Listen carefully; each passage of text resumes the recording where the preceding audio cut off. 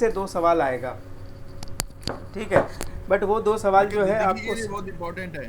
जी बिल्कुल, ज़िंदगी में बहुत इम्पॉर्टेंट है, आपकी प्रोफेशनल लाइफ के लिए बहुत इम्पॉर्टेंट है। कल किसी में आपको किसी ने पूछ दिया कि साहब लीज़ के बारे में बताओ, तो आप उसको बता सकते हो कि लीज़ 2 तरह के होते हैं। कैपिटल लीज़ होता है, एक ऑपरेटिंग लीज़ होता है। कैपिटल लीज़ वो होता है जैसे कि मैं गया टैक्सी का किराए पे लिया और टैक्सी यूज़ किया, उसको भाड़ा दिए, वो मेरा हो गया ऑपरेटिंग लीज़। कैपिटल लीज़ वो हो गया कि जैसे कि मैंने टैक्सी ले लिया लॉन्ग रन के लिए, उसके बाद मैं टैक्सी के पैसे भर रहा हूँ, बाद में एक पॉइंट ऑफ टाइम के बाद वो टैक्सी पूरा मैं ही यूज़ करूँगा और लास्ट में वो बोलेगा भाई तू रख ले, वो हो जाएगा कैपिटल लीज़, ठीक है।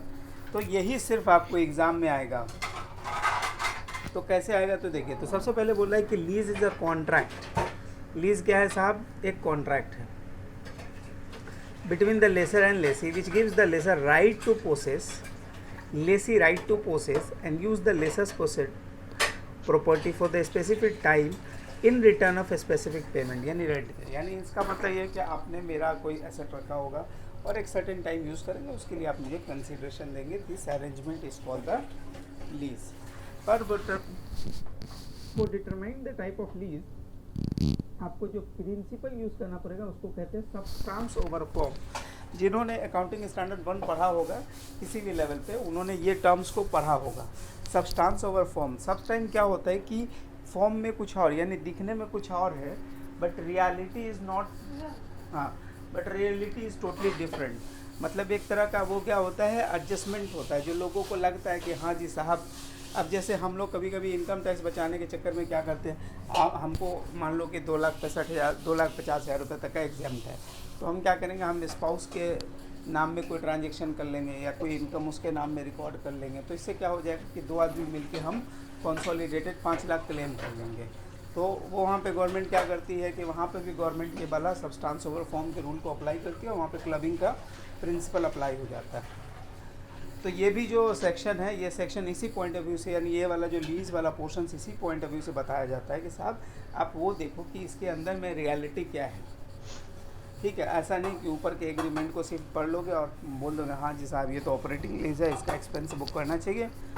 ऐसा नहीं है, आपको सब पॉइंट्स देखने होंगे और पॉइंट्स के ऊपर आपको डिसाइड करना पड़ेगा कि साहब ये ऑपरेटिंग लीज है या कैपिटल लीज है।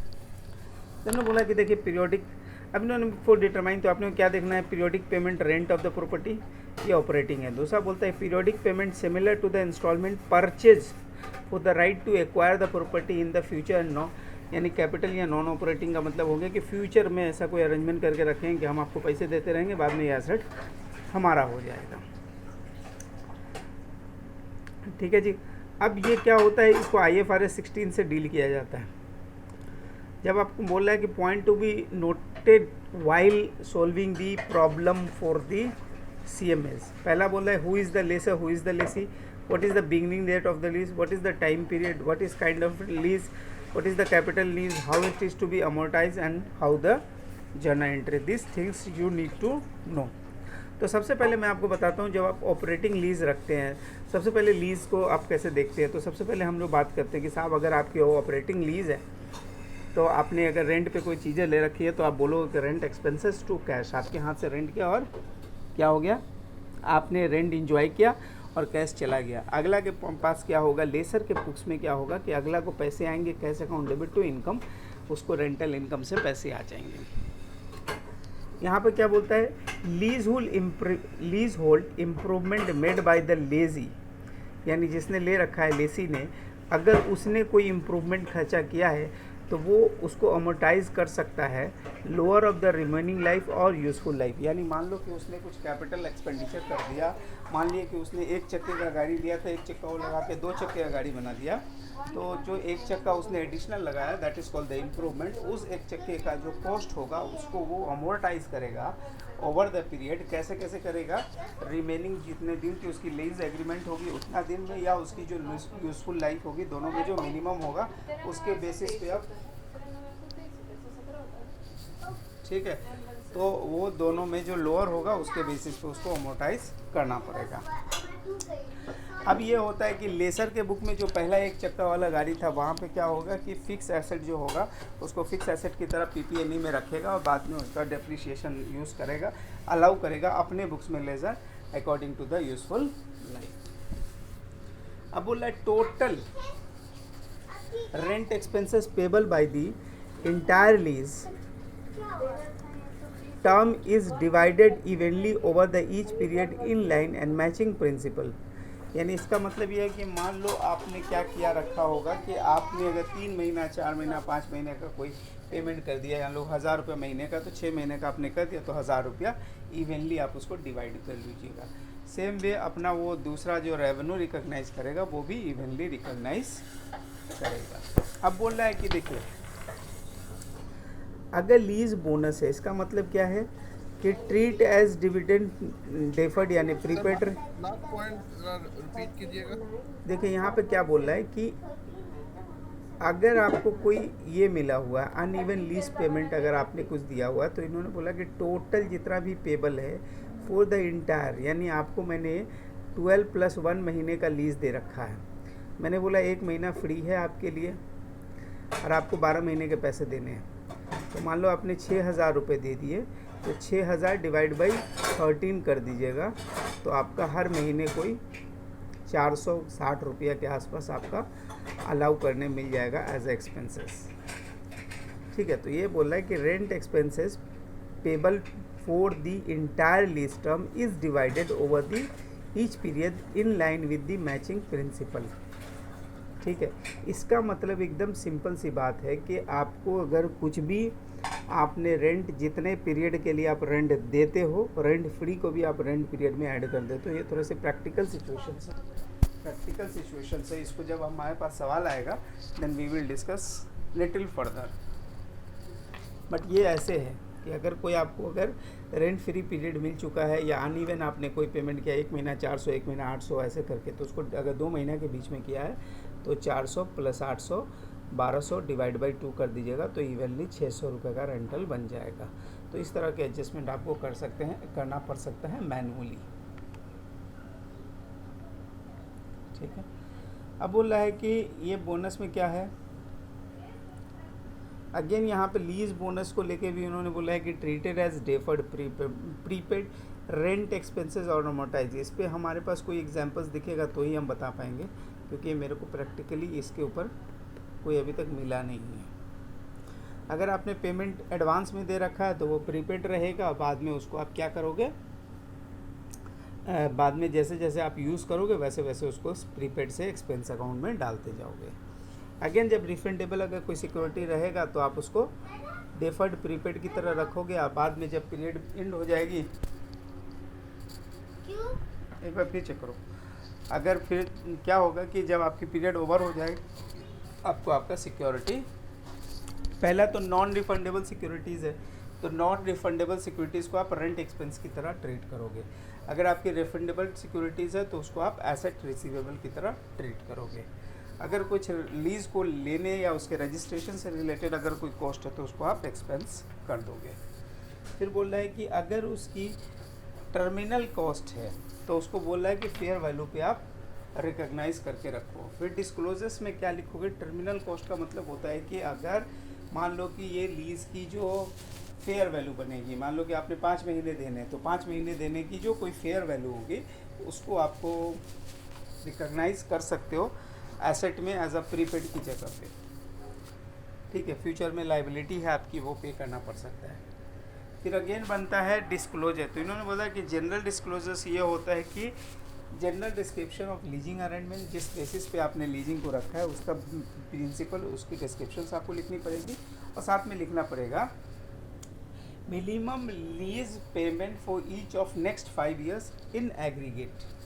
यानी आने वाला 5 साल में अगर आपको कोई लीज पेमेंट्स देने हैं तो वो भी आपको लिख करके रखना पड़ेगा कि ये शेड्यूल्स है, इस शेड्यूल से हम इसका पेमेंट करेंगे। ये जो है लेसी अपने बुक्स में दिखाएगा, लेसर को दिखाने की ज़रूरत नहीं है, लेसर्स के लिए इसका कोई लॉजिक नहीं बनता है। अब चूँकि बोलिए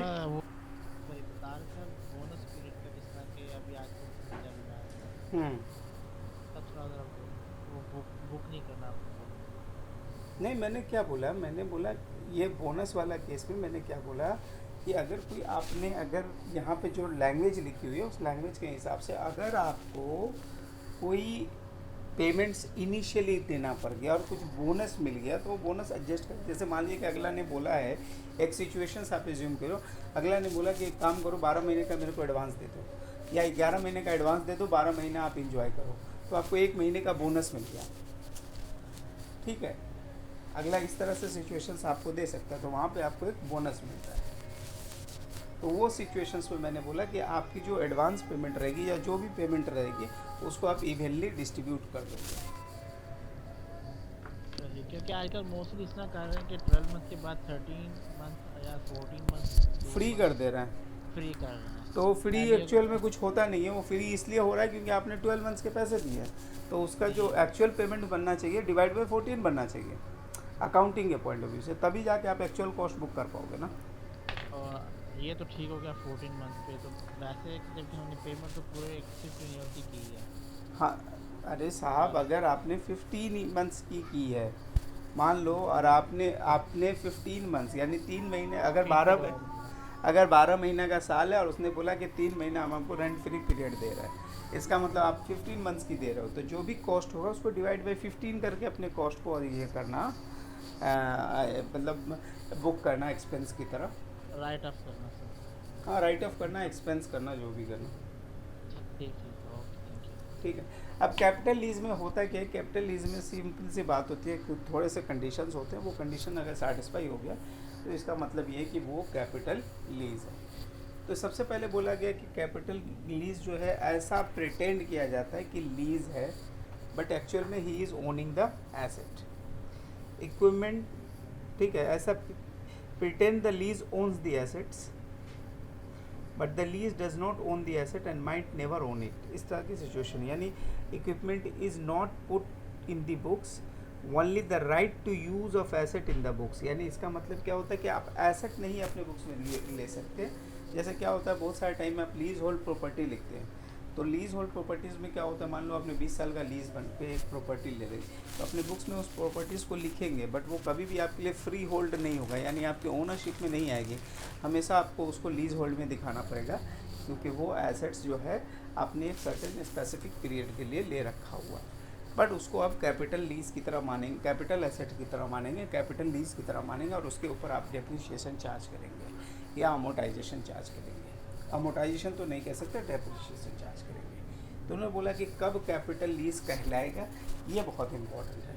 तो सबसे पहले बोला गया है कि अगर क्लॉज ऑफ द एग्रीमेंट में कहीं भी ऐसा लिखा है कि आपको इस एसेट ट्रांसफ़र करने मिल जाएगा इन फ्यूचर, इसका मतलब ये है कि it is a nature of capital lease, या फिर आपके पास लिखा हुआ है कि बार्गेन करने का ऑप्शन है। बार्गेन करने का ऑप्शन से इसका मतलब क्या है कि lessor has the option to purchase the asset from the lessor at the price which is estimated to be the 50% और less than the asset than the fair value, यानी आप उसको बार्गेन करके 50% या उससे कम में अगर आपको ख़रीदने का ऑप्शन मिलता है, तो उस अरेंजमेंट को आप बोलेंगे मेरे लिए ये कैपिटल लीज है। और एक सिचुएशंस आता है जब उसका मिनिमम लीज पेमेंट MLP जो होता है, अगर आपने 90% ऑफ द वैल्यू से ज़्यादा पे कर दिया, तो भी उसको कहा जाएगा कि साहब आप जो है ये जो अरेंजमेंट है, इस अरेंजमेंट को हम कैपिटल लीज बोलेंगे। अब सवाल बना है कि अगर 75% ऑफ द इकोनॉमिक लाइफ भी अगर से ज़्यादा अगर आप यूज़ करते हो, तो उसको भी आप ऑपरेटिंग लीज में क्वालिफाई नहीं करेगा, वो भी क्या हो जाएगा, कैपिटल लीज बन जाएगा। अब बोला if none of the own criteria is met then operating lease. During the last 25% of the leased asset, most of the economic life of the asset is already used up. So OW इस example, अगर आपने अगर asset जो है उसकी life time है और आपने उसको 9 इयर्स के लिए लीज़ कर दिया किसी एक बंदे को, इसका मतलब ये है कि उस बंदे के साथ आपका एग्रीमेंट जो है वो कैपिटल लीज के नेचर का है। इसके ऊपर एग्ज़ाम में तो अब आप उसको अब उसकी बनेगी साहब की उसकी कैपिटलाइजेशंस कैसे निकलेगी, ये इसके ऊपर इस बार एग्ज़ाम में सवाल आया था, क्योंकि तौहीद जब एग्ज़ाम दे रहा था तो he has face this question. उसने बोला था मिराज में मेरे को लीज वैल्यूएशन का एक सवाल आया था, तो उन्होंने बोला कि हम उसकी वैल्यूएशंस कैसे निकालेंगे, तो मैंने बोला कि उसकी वैल्यूएशन बहुत ईजी है।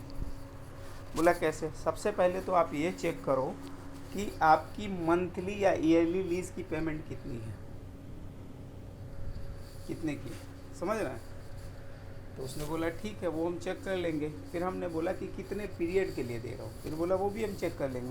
तो हमने बोला उस पीरियड्स को और उस पेमेंट्स को अगर आप मल्टीप्लाई कर दोगे तो आपको पता चल जाएगा कि आप कितना % तक आप दे रहे हो, मतलब कितना वैल्यू का उसको आप रिटर्न कर रहे हो। और अब उसका सबका प्रेजेंट वैल्यू निकाल लो, क्योंकि आपको बुक्स में लिखना है, कैपिटलाइज करना है, तो आप उसकी प्रेजेंट वैल्यू निकाल लो। ठीक है, अब इसको मैथमेटिकली कैसे करेंगे पहले वो चेक कीजिए। तो सबसे पहले बोला है कि capitalise as PP&E on the balance sheet. Balance sheet में आपको PP&E की तरह कैपिटलाइज करना है with the corresponding lease liability, यानी lease asset and lease liability दोनों आपको सिस्टम पे रिकॉर्ड करने हैं। अब बोला है कि लीज एसेट आपको रिकॉर्ड करना है किस पे? Lower of cost. किसके किसके बीच में? Present value of future minimum lease payment, यानी फ्यूचर में जितना आप लीज का पेमेंट करेंगे और FMB दोनों के बीच में जो लोअर होगा उसको आप एसेट की वैल्यू असाइन करेंगे। अब सवाल आता है कि include the minimum lease payment के अंदर मतलब क्या होता है? जितना आपका पीरियोडिक लीज पेमेंट है प्लस वो, और रिक्वायर्ड बाई आउट और गारंटीड रेसिडुअल वैल्यू अगर कुछ है तो, और अगर बार्गेन परचेज ऑप्शंस का अगर कोई परचेज वैल्यू बनता है तो, यानी ये तीनों को ऐड करने का मतलब इस तीनों को ऐड करके जो वैल्यू आपको डिराइव होगा उसको हम बोलेंगे मिनिमम लीज पेमेंट। ठीक है, अब बोला है कि ओनरशिप के लिए कैसे निकलेगा? तो इन्होंने बोला PV ऑफ एन्यूटी, जो आपका पेमेंट्स होता है उसकी एन्यूटी से उसको मल्टीप्लाई कर लिया, और रिक्वायर्ड बाई आउट्स के लिए अगर कुछ उसको ये मिलता है, ऑप्शन मिलता है, तो दोनों को ऐड करने के बाद। ठीक है, अब उसके बाद आता है कि ये जो सिचुएशंस है, रिटन डाउन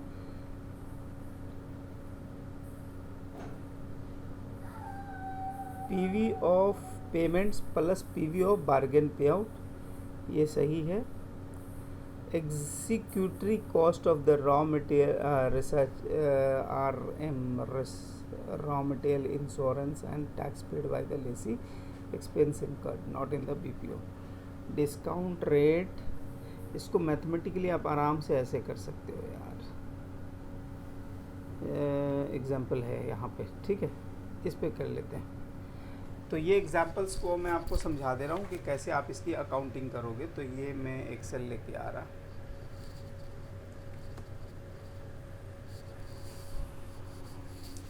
IFRS 16 अगर किसी ने किया होगा तो ही must be knowing all this things. तो बोला 1 जनवरी 2011 को lessee company lease from the lessor equipment of 5 equipment for 5 years. तो आपने 5 साल के लिए इक्विपमेंट लिया, ठीक है। साथ में लिया कि 25,000 रुपया आपको पे करना है, payable at the beginning of each year, यानी हर साल के बिगनिंग में आपको कितना पैसा पे करना है साहब?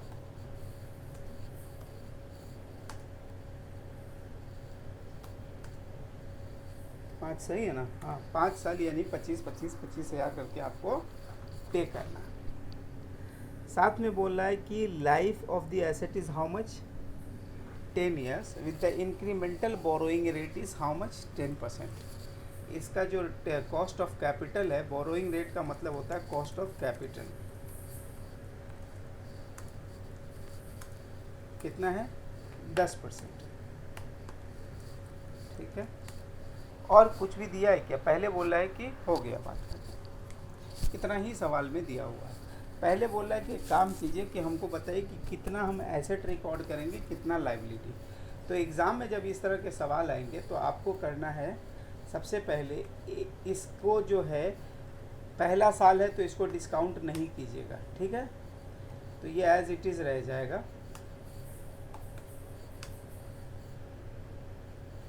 दूसरे साल में जो है उसको आपको डिस्काउंट करना पड़ेगा। तो उसको डिस्काउंट करने का निंजा टेक्निक क्या है? Bracket 1 plus rate 10%। ये दूसरे साल। तीसरे साल में आपको क्या करना है साहब?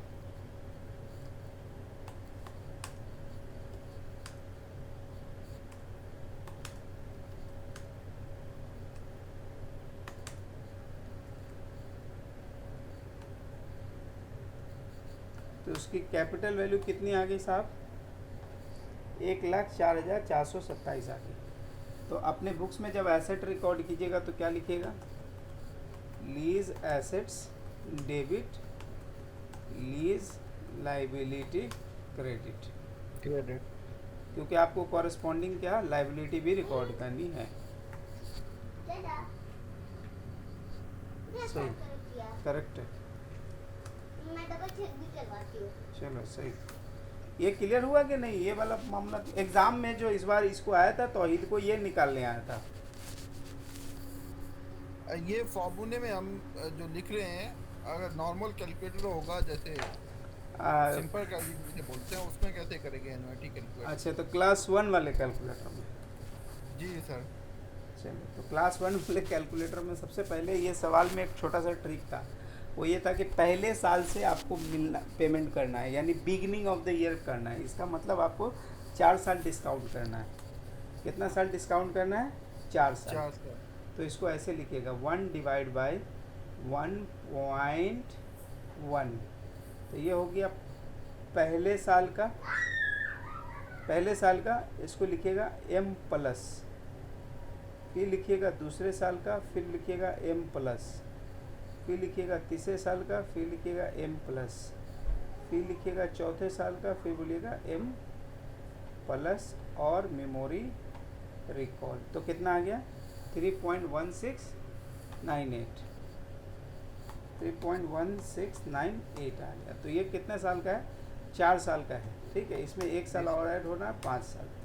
अब आपके लिए एन्युटी फैक्टर ये होता है और एग्ज़ाम में ये दिया रहेगा आपको, तो ये कैलकुलेशन आपको करने की ज़रूरत नहीं पड़ेगी। एग्ज़ाम में you will be provided this question. ये एन्युटी फैक्टर आपके पास रहेगा। ठीक है जी। ओके। अभी पल्ले हम सिंपल कैलकुलेटर से m प्लस करके कैलकुलेट कर सकते हैं? नहीं, आपके पास अगर जीटी है आपके कैलकुलेटर में, मेरे कैलकुलेटर में जीटी नहीं है। ठीक है, अगर आपके कैलकुलेटर में ग्रांड टोटल का ऑप्शन है तो उसको m प्लस करने की ज़रूरत नहीं है। नहीं समझे? अब जैसे किसी के पास होगा जीटी वाला तो ये वो सीधे ऐसे निकालेगा, सॉरी कैंसिल। वो क्या करेगा? वो 1 डिवाइड बाई 1.1, 1 2 3 4। ठीक है, इधर में किधर उसके पास जीटी होगा, जीटी का ऑप्शन होगा। ठीक है, वो जीटी जैसे ही टिपेगा, मतलब प्रेस करेगा, he will get 3.16। I don't know अगर आप लोग के कैलकुलेटर में जीटी है कि नहीं है तो m प्लस वाला। लेकिन एग्ज़ाम में आपको एन्युटी फैक्टर प्रोवाइडेड रहेगा, तो अब आपको दिमाग 1 पैसे का नहीं लगाना है। ठीक है, कंफ्यूज करने के लिए हो सकता है कि वो 3 साल का भी एन्युटी दे देगा, 4 साल का भी दे देगा, 5 साल का भी दे देगा। अब वो आपको चुनना है, वो थोड़ा आपको अपना पर्सनल एफर्ट लगाना है। ठीक है, तो ये सबसे पहला काम हो गया जिस साहब कि आपको कितने की एसेट रिकॉर्ड करनी है। ये है एग्ज़ाम का सवाल। दूसरा सवाल है कि आपको अमोर्टाइजेशन टेबल बनाना है। तो अमोर्टाइजेशन टेबल आपको नहीं पता, कैसे बनाइएगा? नहीं ना पता है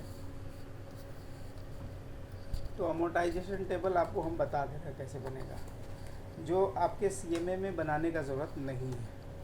बट अगर किसी के ऑफिस में अगर IFRS 16 का काम आ गया तो उसको जानना चाहिए, नहीं तो फिर वो मैनेजर सैलरी काट लेगा। मैनेजर सैलरी काट लेगा। हाँ, अब लाइबिलिटी आपने बुक में कितने का रिकॉर्ड करना है,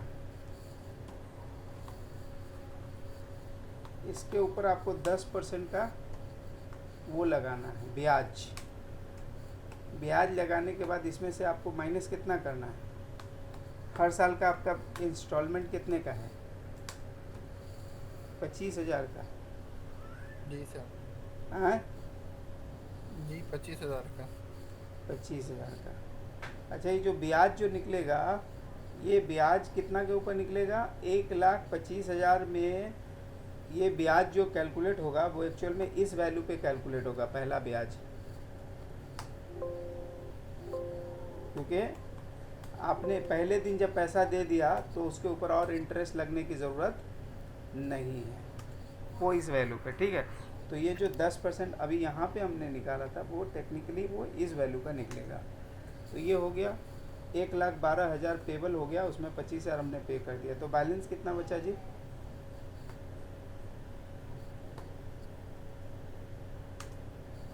87,000। अब जो दूसरे बार जब वो उसको इंटरेस्ट निकालना होगा वो कितना के ऊपर निकालेगा बताइए तो।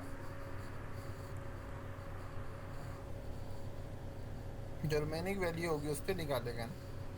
देखिए ये अब पहले ये तो हो गया, ठीक है। अब ये जो हम पेमेंट किया 25,000, तो इसके अंदर प्रिंसिपल हमने क्या पे किया और इंटरेस्ट क्या पे किया?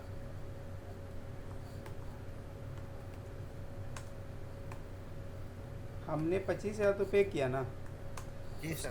तो 17,000 का सिर्फ हमने प्रिंसिपल पे किया होगा। देखिए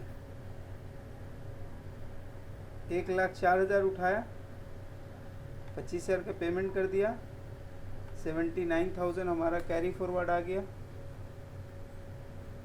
अच्छा इसने इंटरेस्ट पे कोई काम नहीं किया क्या? इंटरेस्ट 7925, अच्छा 7925 आपका इंटरेस्ट यहाँ पे आएगा, ये सॉरी यहाँ पे आएगा। तो ये हो गया। अब इसका मतलब दिस माइनस दिस 79 दूसरे साल का हो गया।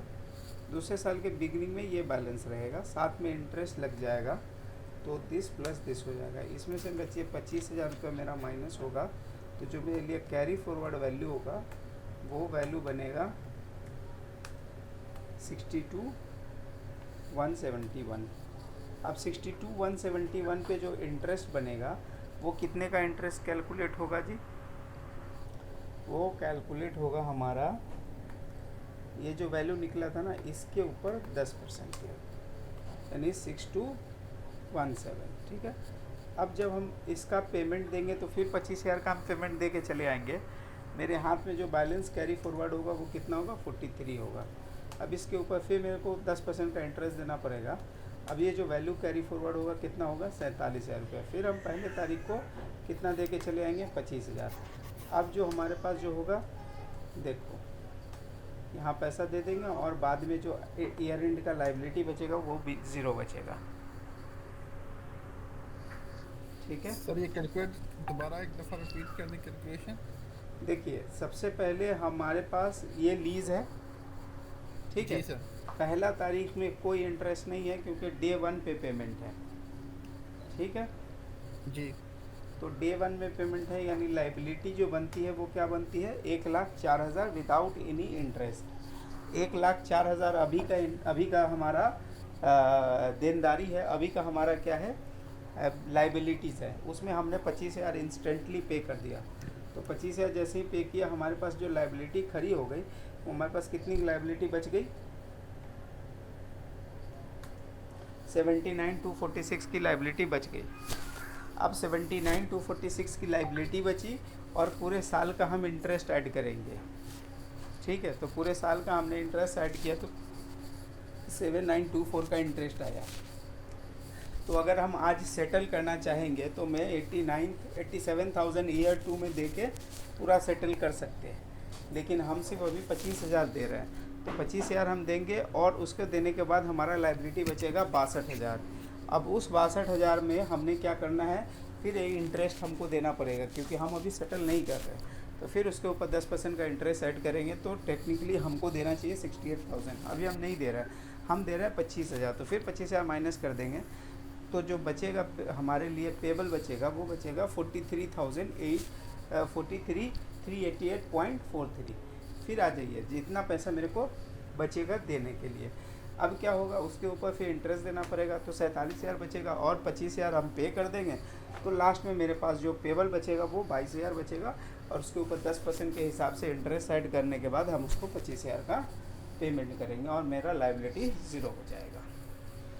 तो देखिए अभी तक अगर आप ध्यान से देखे होंगे तो आप टोटल पेमेंट कितना किया आपने? 1.25 लाख। 1.25 लाख के अंदर में आपने इंटरेस्ट कितना पे कर दिया जी? 20,000 रुपये का आपने इंटरेस्ट एक्स्ट्रा पे कर दिया।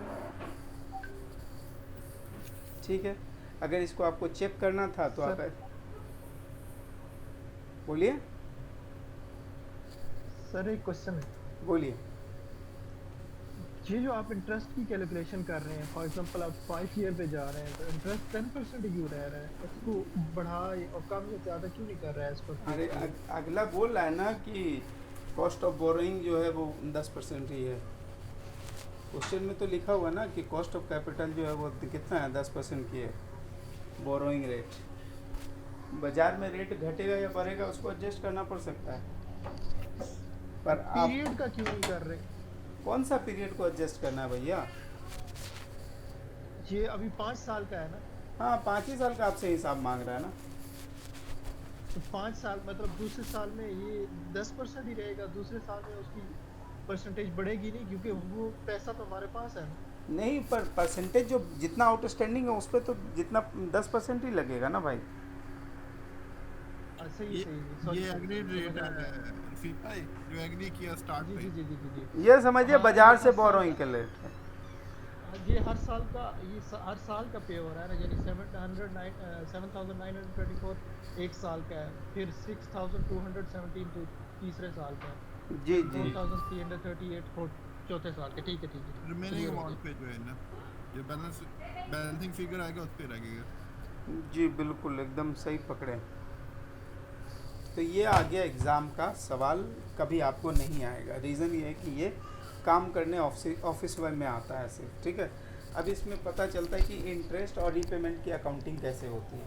तो आपको करना पड़ेगा इंटरेस्ट डेबिट और क्रेडिट लिखना पड़ेगा पेबल। क्या? Lease liability. क्या करना पड़ेगा साहब? Lease liability. तो दूसरे साल में आपने कितने का इंटरेस्ट लिखना होता है? ये। और फिर आप लाइबिलिटी का जब पेमेंट कीजिएगा तो क्या लिखिएगा? Lease liability debit to bank. कितना? 25,000। और जो पहला पेमेंट था तो पहला पेमेंट में सिंपल था, lease liability debit credit bank.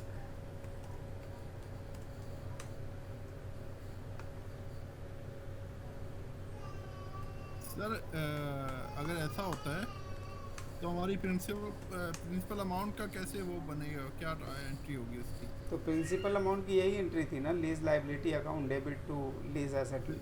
Lease asset, okay. अब ये क्या होगा? लायबिलिटी डिक्रीज होती जाएगी ऐसे ही। देखिए पहला लाइबिलिटी ये रहा। अब इसकी अगर अकाउंटिंग देखेंगे, जीएल जिसको कहते हैं, जी तो लाइबिलिटी का पहला जीएल क्या बोल के आएगा? पहला बोल के आएगा कि बाई लीज एसेट कितना? 1,04,000। अच्छा, पेमेंट के टाइम में क्या? बैंक को 25,000। ठीक है। जी अब कैरी फॉरवर्ड बैलेंस क्या दिखाएगा? ये 79,000। फिर उसके 79 जाने से पहले इंटरेस्ट से क्रेडिट हो रहा, तो इंटरेस्ट पे लिखेगा 79। अब ये टोटल कैरी फॉरवर्ड वैल्यू कितना दिखाएगा? 89। फिर बैंक के, हाँ वही 87। फिर बैंक के नाम पे क्या दिखाएगा? फिर 25,000। जी फिर कैरी फॉरवर्ड बैलेंस क्या दिखाएगा बताइए? 62 हो गया। तो ये हर पीरियड में आपकी अकाउंटिंग भी होते चली गई। अच्छा, ये जो लीज एसेट्स है इसको आपको डेप्रिशिएट करना है, तो इसका डेप्रिशिएशन का अकाउंटिंग क्या होगा? आपको इसको 5 साल में डेप्रिशिएट करना है, तो डिवाइड बाई 5 कर लीजिए। तो आप क्या लिखिएगा? Depreciation debit to provision for depreciation. तो इसमें क्या होगा? आपकी एसेट एंड लाइबिलिटी 5वें साल पे दोनों क्या हो जाएगी साहब? छूमंतर। ठीक है। सही। देखिए लीज लाइबिलिटी 0, 25,000। यहाँ पे क्या किया हमने? एंट्री को बढ़ा दिया था। हमने पहले लीज लाइबिलिटी में ले जाके दिए, और इसने क्या किया? ये हमने लीज लाइबिलिटी को बढ़ा के 25,000 पेमेंट किया। इसने लाइबिलिटी के एक्सपेंसेस और इंटरेस्ट के एक्सपेंसेस दोनों को लिख दिया और साथ में 25,000 से क्रेडिट कर दिया। ठीक है। ऑन दी अदर साइड हमने क्या बोला था साहब? डेप्रिशिएशन, अच्छा इसने 10 साल के लिए बोला था तो हम 10 साल के हिसाब से डेप्रिशिएशन डाल देंगे, ठीक है। लेकिन हमने इसे 5 साल का कर दिया था क्योंकि एसेट की लाइफ 10 साल की थी, तो हम इसे 10 साल का डेप्रिशिएशन दे देंगे, हो गया बात खत्म। तो depreciation expenses account debit to provision for depreciation, देखिए ये क्लियर हो गया। इतना ही सा सिर्फ काम है जो आपके एग्ज़ाम में आपसे अगर कुछ पूछ भी सकता है तो यही पूछ सकता है, मैथमेटिक्स यानी न्यूमेरिकल्स में अगर कुछ पूछ सकता है तो टोटल इंटरेस्ट कितना पे होगा ये पूछ सकता है, ईयरली इंटरेस्ट क्या आएगा, मान लो ईयर 1 ईयर 2 ईयर 3 का क्या इंटरेस्ट आएगा तो ये पूछ सकता है, या मैक्स टू मैक्स आपसे ये पूछ सकता है कि साहब ये लीज़ की वैल्यू निकाल के दिखा दो, दैट्स ऑल। बट इससे ऊपर आपसे कुछ एक्सपेक्टेशन नहीं है, ठीक है, हो गया।